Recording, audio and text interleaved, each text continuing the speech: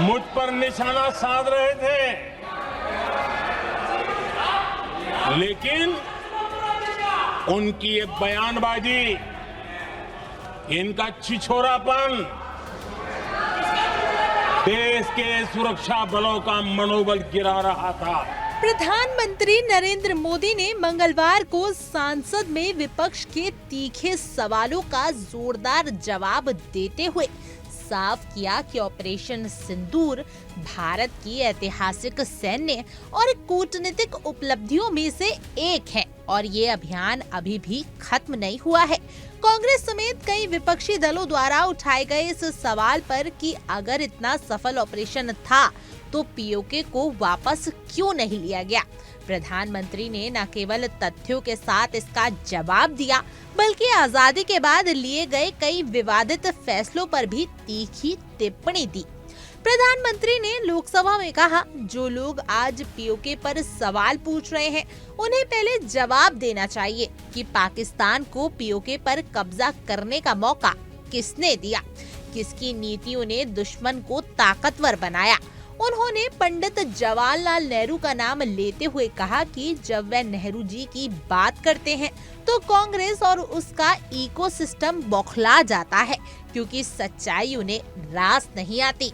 प्रधानमंत्री ने कहा कि आजादी के बाद लिए गए कुछ बड़े फैसले भारत के लिए बेहद नुकसानदेह साबित हुए।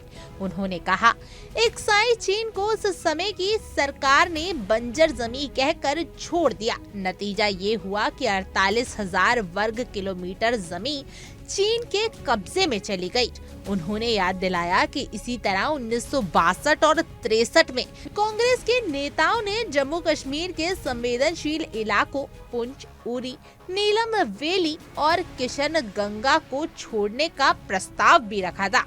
प्रधानमंत्री ने 1965 की भारत पाक युद्ध का जिक्र करते हुए कहा कि हमारी सेना ने उस युद्ध में हाजीपीर पास को जीत लिया था, लेकिन कांग्रेस सरकार ने इसे फिर से पाकिस्तान को लौटा दिया। क्या यही है उनका राष्ट्रीय सुरक्षा का विजन? पीएम मोदी ने कहा कि कांग्रेस ने बार बार देश की राष्ट्रीय सुरक्षा और खाद्य एवं जल संस्थानों के साथ समझौता किया है। उन्होंने कहा कि सिंधु जल समझौता भारत के आत्मसम्मान के साथ किया गया एक बहुत बड़ा धोखा था। इससे हमारे किसानों को नुकसान हुआ, जल संकट गहराया और पाकिस्तान को ताकत मिली। उन्होंने ये भी बताया कि नेहरू जी ने पाकिस्तान के कहने पर सिंधु नदी पर बने बांधों की गांध की सफाई तक रोकने की शर्त स्वीकार कर ली। उन्होंने कहा, इतनी बड़ी गलती के बाद भी कांग्रेस की सरकारों ने इसे कभी सुधारा नहीं, लेकिन अब इस पुराने ब्लंडर को सुधारा गया है और भारत ने ये तय कर लिया है कि खून और पानी अब एक साथ नहीं बह सकते। विपक्ष द्वारा ऑपरेशन सिंदूर को कूटनीतिक विफलता बताने पर प्रधानमंत्री मोदी ने पलटवार किया। उन्होंने 2008 के मुंबई हमलों का उदाहरण देते हुए कहा कि जब देश पर इतना बड़ा आतंकी हमला हुआ तब भी कांग्रेस सरकार पाकिस्तान से प्रेम करती रही और कुछ ही हफ्तों में बातचीत शुरू कर दी। उन्होंने बाटला हाउस मुठभेड़ का जिक्र करते हुए कहा, कांग्रेस के एक वरिष्ठ नेता की आंखों में आतंकवादियों के लिए आंसू थे। वोट की राजनीति के लिए इस घटना को देश भर में प्रचारित किया गया। प्रधानमंत्री ने ये भी याद दिलाया कि कांग्रेस सरकार ने पाकिस्तान को मोस्ट फेवरेट नेशन का दर्जा दिया था, जिसे कभी वापस नहीं लिया गया। पीएम मोदी ने कहा कि ऑपरेशन सिंदूर अभी खत्म नहीं हुआ, ये जारी है। ये पाकिस्तान के लिए साफ संदेश है कि जब तक वह भारत के खिलाफ आतंक का रास्ता नहीं छोड़ता, भारत एक्शन लेता रहेगा। उन्होंने इसे एक तरह की चेतावनी बताते हुए कहा कि भारत अब हर मोर्चे पर तैयार है और कोई भी देश उसकी संप्रभुता या सुरक्षा से खिलवाड़ नहीं कर सकता। प्रधानमंत्री मोदी के इस विस्तृत बयान ने ये साफ कर दिया कि पीओके पर भारत का रुख बदला नहीं है, लेकिन उसकी रणनीति व्यवहारिक और चरणबद्ध है। ऑपरेशन सिंदूर एक सैन्य ऑपरेशन नहीं, बल्कि नई भारत की नीति नीयत का प्रतीक है और जो सवाल आज विपक्ष उठा रहा है उसके जवाब इतिहास में पहले से ही दर्ज हैं, जिन्हें बार बार नजरअंदाज नहीं किया जा सकता। आज जो लोग पूछ रहे हैं पीओके को वापस क्यों नहीं लिया, वैसे ये सवाल मुझे ही पूछ सकते हैं और किसको पूछ सकते हैं।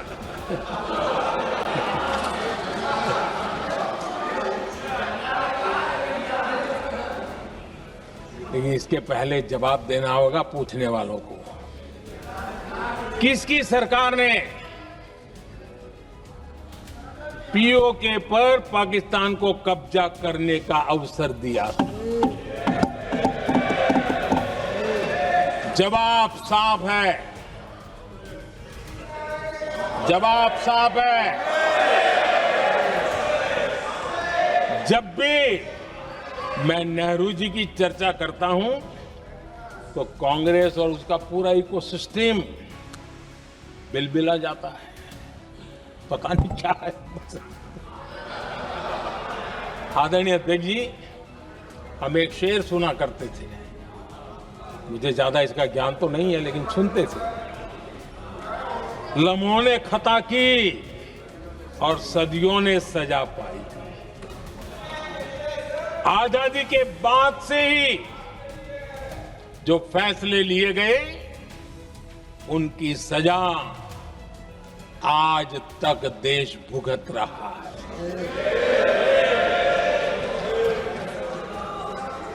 यहां बार बार एक बात का जिक्र हुआ और मैं फिर से करना चाहूंगा। अक्साई चीन की उस पूरे क्षेत्र को बंजर जमीन करार दिया गया। ये कह करके तो बंजर है। देश की 38,000 वर्ग किलोमीटर जमीन हमें खोनी पड़ी।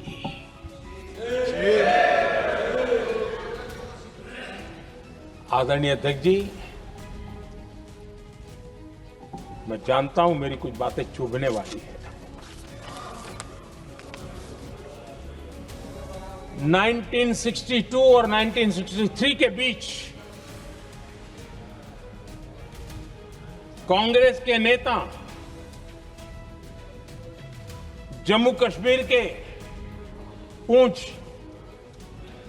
उरी, नीलम वैली और किशनगंगा को छोड़ देने का प्रस्ताव रख रहे थे। भारत की भूमि, आदरणीय अध्यक्ष जी, और वो भी लाइन ऑफ पीस के नाम पर किया जा रहा था। 1966 रण ऑफ कच्छ पर इन्हीं लोगों ने मध्यस्थता स्वीकार की। ये था उनका राष्ट्रीय सुरक्षा का विजन। एक बार फिर उन्होंने भारत का करीब 800 वर्ग किलोमीटर क्षेत्र पाकिस्तान को सौंप दिया, जिसमें छड़बेट भी शामिल है, कि कहीं उसको छड़ाबेट भी कहते हैं। 1965 की जंग में हाजीपीर पास को हमारी सेना ने वापस जीत लिया था, लेकिन कांग्रेस ने उसे फिर लौटा दिया। 1971 पाकिस्तान के 93,000 फौजी हमारे पास बंदी थे। पाकिस्तान का हजारों वर्ग किलोमीटर एरिया हमारी सेना ने कब्जा किया था। हम बहुत कुछ कर सकते थे, विजय की स्थिति में थे। उस दौरान अगर थोड़ी सा विजन होता, थोड़ी सी समझ होती, तो पीओके वापस लेने का निर्णय हो सकता। वो मौका था, वो मौका भी छोड़ दिया गया। अरे इतना ही नहीं, इतना सारा जब सामने टेबल पर था, अरे कम से कम करतारपुर साहब को तो ले सकते थे, वो ही नहीं कर पाया। 1974 श्रीलंका को कच्चथीवू द्वीप को गिफ्ट कर दिया गया। आज तक हमारे मछुआरे भाई बहनों को इससे परेशानी होती है, उनकी जान पर आफत आती है। क्या गुनाह था तमिलनाडु के मेरे फिशरमैन भाई बहनों का कि आपने उनका हक छीन लिया और दूसरों को गिफ्ट कर दिया? कांग्रेस का दशकों से इरादा लेकर चल रही थी कि सियाचिन से सेना हटा दी जाए।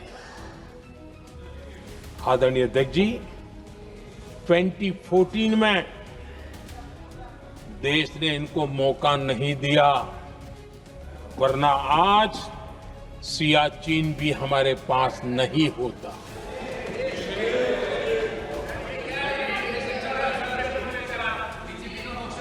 आदरणीय अध्यक्ष जी, आजकल कांग्रेस के जो लोग हमें डिप्लोमेसी का पाठ पढ़ा रहे हैं, मैं उन्हें उनकी डिप्लोमेसी याद दिलाना चाहता हूं ताकि उनको भी कुछ याद रहे, पता चले। 26/11 जैसे भयंकर हमले के बाद बहुत बड़ा आतंकी हमला था। कांग्रेस का पाकिस्तान से प्रेम नहीं रुका। इतनी बड़ी घटना 26/11 की हुई थी। विदेशी दबाव में हमले के कुछ हफ्तों के भीतर ही कांग्रेस सरकार ने पाकिस्तान से बातचीत शुरू कर दी। आदरणीय अध्यक्ष जी, कांग्रेस सरकार ने 26/11 की इतनी बड़ी घटना के बाद भी एक भी डिप्लोमेट को भारत से बाहर निकालने की हिम्मत नहीं की। छोड़ो, इधर एक वीजा तक कैंसिल नहीं किया, एक वीजा तक कैंसिल नहीं कर पाए थे। देश पर पाकिस्तानी स्पॉन्सर्ड बड़े बड़े हमले होते गए, लेकिन यूपीए सरकार ने पाकिस्तान को मोस्ट फेवर्ड नेशन का दर्जा देकर रखा था। वो कभी वापस नहीं लिया था। एक तरफ देश मुंबई के हमले का ये न्याय मांग रहा था, दूसरी तरफ कांग्रेस पाकिस्तान के साथ व्यापार करने में लगी थी।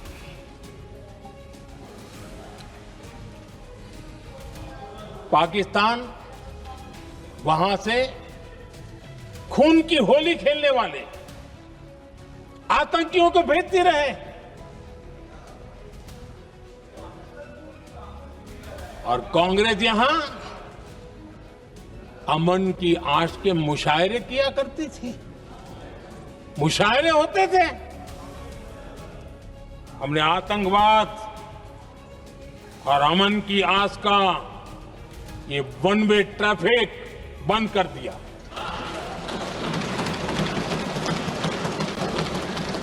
हमने पाकिस्तान का MFN का दर्जा रद्द किया, वीजा बंद किया। हमने अटारी वाघा बॉर्डर को बंद कर दिया। आदरणीय अध्यक्ष जी,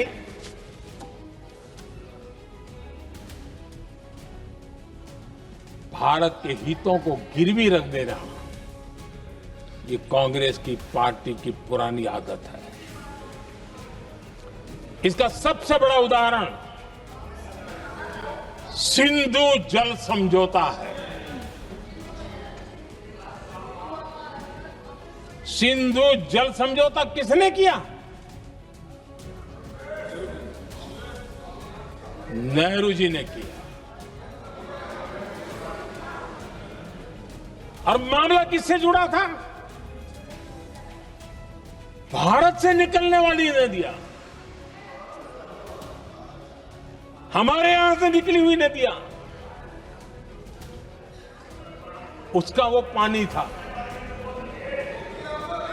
और वो नदियां हजारों साल से भारत की सांस्कृतिक विरासत रही है, भारत की चैतन्य शक्ति रही है। भारत को सुजलाम सुफलाम बनाने में उन नदियों का बहुत बड़ा योगदान रहा है। सिंधु नदी जो सदियों से भारत की पहचान हुआ करती थी, उसी से भारत जाना जाता था। लेकिन नेहरू जी और कांग्रेस ने सिंधु और झेलम जैसी नदियों पर विवाद के लिए पंचायत किसको दी? वर्ल्ड बैंक को दी। वर्ल्ड बैंक फैसला करे क्या कर रहा है, नदी हमारी, पानी हमारा।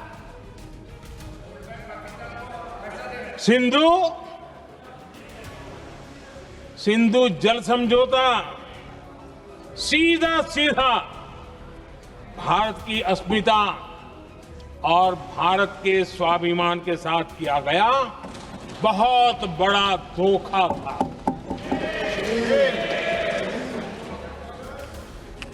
आदरणीय अध्यक्ष जी, आज के देश के युवा ये बात सुनते होंगे तो उनको भी आश्चर्य होगा कि ऐसे लोग थे हमारे देश का काम करते थे। नेहरू जी ने इस ट्रीटी करी और क्या किया? ये जो पानी था, जो नदियां थी, जो भारत से निकल रही थी, उन्होंने 80% पानी पाकिस्तान को देने के लिए वो राजी हो गए। और इतना बड़ा हिंदुस्तान, उसको सिर्फ 20% पानी।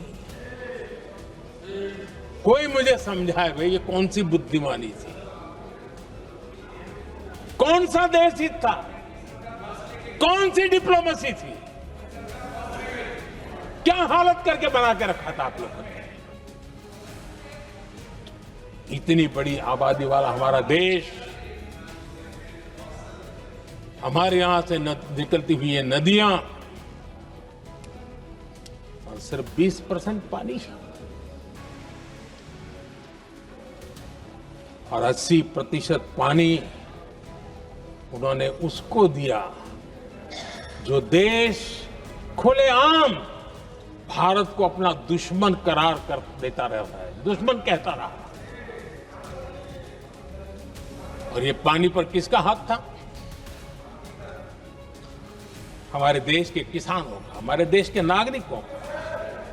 हमारा पंजाब, हमारा जम्मू कश्मीर देश के एक बहुत बड़े हिस्से को इन्होंने पानी के संकट में धकेल दिया, इस एक कारण से। और राज्यों के भीतर भी पानी को लेकर के आपस में संघर्ष पैदा हुई है, प्रतिस्पर्धा पैदा हुई है, और उनका जिस पर हक था उस पर पाकिस्तान मौज करता रहा।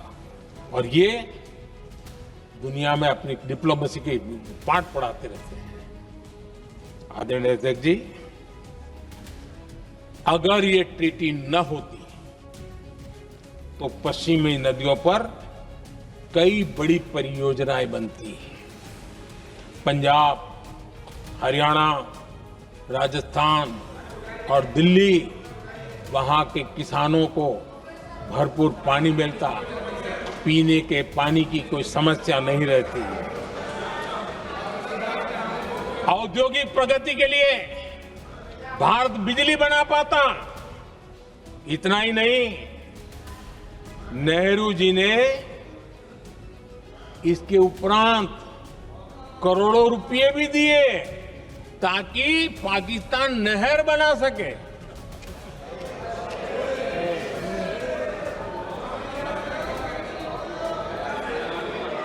आदरणीय अध्यक्ष जी, इससे भी बड़ी बात, देश चौंक जाएगा। ये चीजें छिपाई गई है, दबा दी गई है। कहीं भी बांध बनता है तो उसमें एक मैकेनिज्म होता है उसकी सफाई का, डीसिल्टिंग का। उसमें जो मिट्टी भर जाती है, बाकी घास वगैरह आकर के भर जाता है, तो उसकी कैपेसिटी कम होती है, तो उसकी सफाई के लिए यानी इनबिल्ट व्यवस्था होती है। नेहरू जी ने पाकिस्तान के कहने पर ये शर्त स्वीकार की है कि इन बांध में जो मिट्टी आएगी, कूड़ा कचरा आएगा और बांध भर जाएगा, इसकी सफाई नहीं कर सकते, डिसिल्टिंग नहीं कर सकते हैं।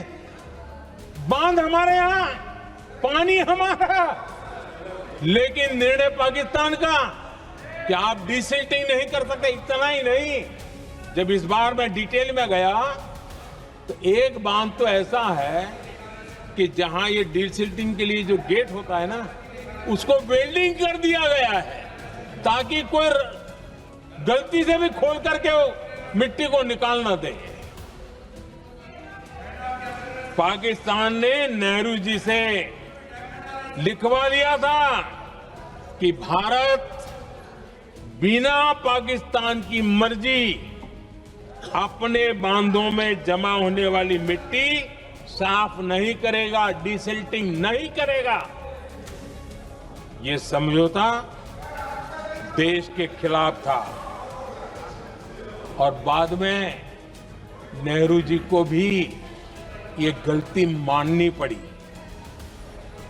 इस समझौते में निरंजन दास गुलाटी करके एक सज्जन उसमें जुड़े हुए थे। उन्होंने एक किताब लिखी है।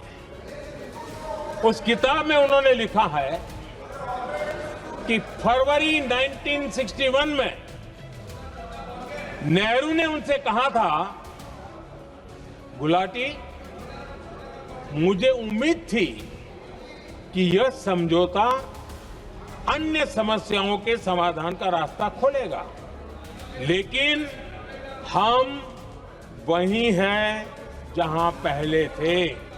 ये नेहरू जी ने कहा। नेहरू जी केवल तत्कालिक प्रभाव देख पा रहे थे, इसलिए उन्होंने कहा कि हम वहीं के वहीं हैं। लेकिन सच्चाई ये कि इस एग्रीमेंट के कारण देश बहुत पिछड़ गया, देश बहुत पीछे चल गया और देश का बहुत नुकसान हुआ।